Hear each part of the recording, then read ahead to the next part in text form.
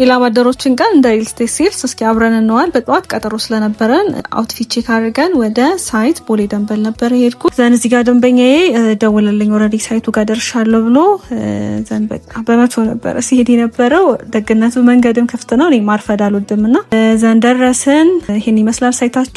ኦልሞስት 90% በላይ በከፊል ግንባታ ተጠናቋል። ቤቶቹ ይህንን የመሰለ እይታ አላቸው። ቆንጆ ቤቶች ናቸው ለመኖርም ሆነ ለኢንቨስትመንት ለሚፈልግ ሰው። ከዛ እሱን ጨርሰን ወደ ቦሌ መድኃኔዓለም ቁርስና ምሳ አንድ ላይ ለመብላት ሄድን። እዚህ ጋር ትራፊክ ያዘኝ፣ ምንም አትቼ ሳይሆን ጀስት መንጃ ፍቃድ ቼክ ለማድረግ ፈልጎ ነው። ምሳችን ደረሰ፣ ጥርቅ አድርገን በላን። ቆንጆ ምሳ ነበር። እዛ እሱን እንደጨረስን ሌላ ሳይት ቀጠሮ ስለነበረን ወደ ቦሌ ኦሎምፒያና ወደ አትላስ ሄድን። በዚህ አጋጣሚ አትላስ አዲስ ሳይት አውጥተናል። ለ5 ቤቶች ብቻ በካሬ 100 ሺህ ብር 100% ለሚከፍል ሰው በካሬ 80 ሺህ ብር የዚህ ኢንቨስትመንት ተጠቃሚ መሆን ከፈለጋችሁ ደውሉልን። ከዛ ነዳጅ አልነበረንም። ነዳጅ ለመቅዳት ወደ ማደያ ሄድን።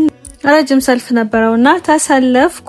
እዚህ ጋር ብቻዬን እያዛኩ ነበር። እዛ አንዴ ፀሐይ፣ አንዴ ዝናብ፣ አንዴ ፀሐይ፣ አንዴ ዝናብ ተፈራረቀብኝ። በስተመጨረሻ የጠፋው ነዳጅ ተገኘ። ነዳጃችንን ሞልተን ወደ ቤታችን። የላባደሮችን ቀን ስራ እንደዋልኩና ነገ ስራ እንዳልገባ እንዲፈቅድልኝ ይሄን ቪዲዮ ላለቃዬ ኮፒ ሊንክ ሼር እያደረጋችሁ አድርሱልኝ።